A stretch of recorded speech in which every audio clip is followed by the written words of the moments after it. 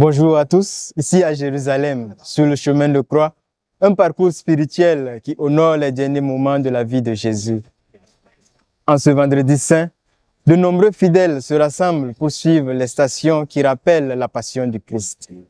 Chaque station est une occasion de réflexion profonde, de prière et de méditation.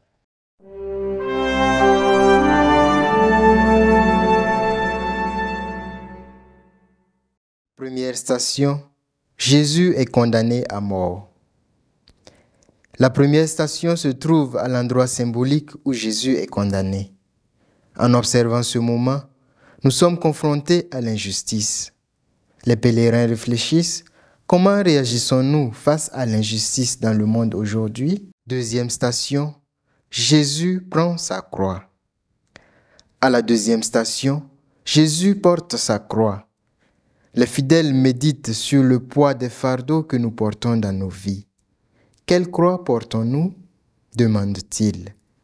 C'est un appel à accepter nos propres souffrances avec courage. Troisième station, Jésus tombe pour la première fois. Ici, à la troisième station, Jésus tombe au sol. C'est un moment d'émotion intense, car cela nous rappelle nos échecs et nos luttes.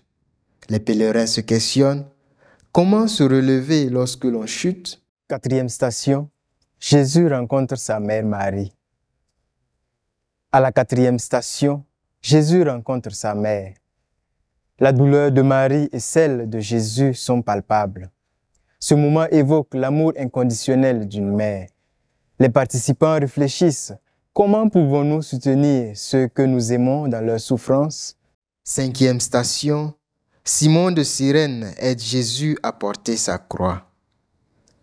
La cinquième station nous rappelle l'importance de l'entraide. Simon de Cyrène offre son aide à Jésus.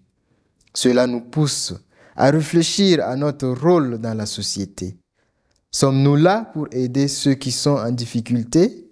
Sixième station, Véronique essuie le visage de Jésus. À la sixième station, la femme appelée Véronique essuie le visage de Jésus, un acte de compassion.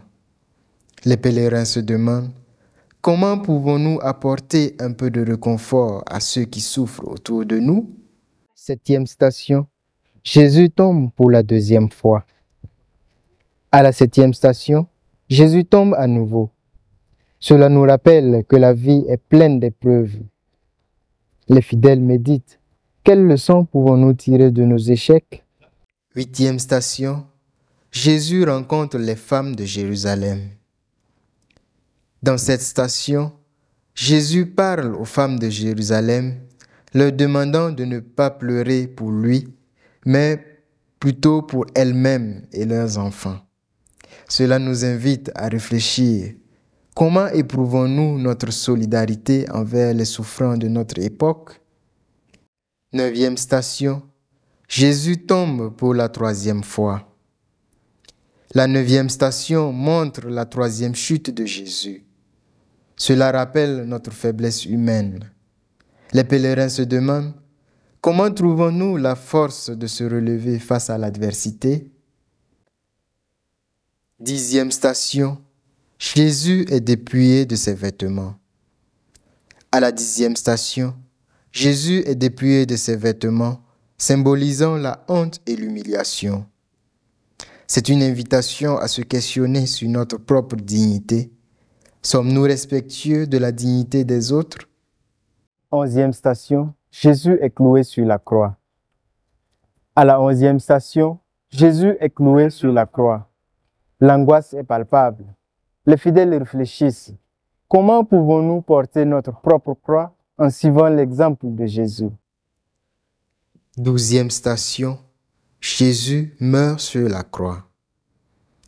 Ici, à la 12e station, Jésus rend l'âme.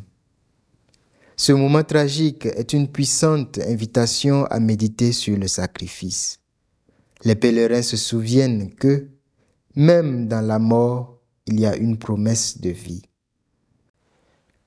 13e station, le corps de Jésus est descendu de la croix. À la 13e station, Le corps de Jésus est remis à sa mère. C'est un moment de recueillement intense. La douleur de Marie est palpable, incitant les fidèles à réfléchir sur la perte et le deuil. 14e station, Jésus est mis au tombeau. Enfin, à la 14e station, Jésus est mis au tombeau. Ici, les pèlerins se rassemblent pour prier, méditant sur l'espoir qui émerge après le chagrin. Comment pouvons-nous garder espoir dans nos vies, même dans nos moments de chagrin? Tels sont les mots qui résonnent ici dans nos cœurs. Au couvent de Lecce Homo, la Passion du Seigneur se conclut par une célébration empreinte d'émotion. Alors que les fidèles réfléchissent à cette journée de prière et de souffrance, ils sont également remplis d'espoir pour la résurrection à venir. En ce vendredi saint, à Jérusalem, nous rappelons que la souffrance est un chemin vers l'amour et la rédemption. Merci de nous avoir rejoints dans ce parcours spirituel. Paix et résilience à tous.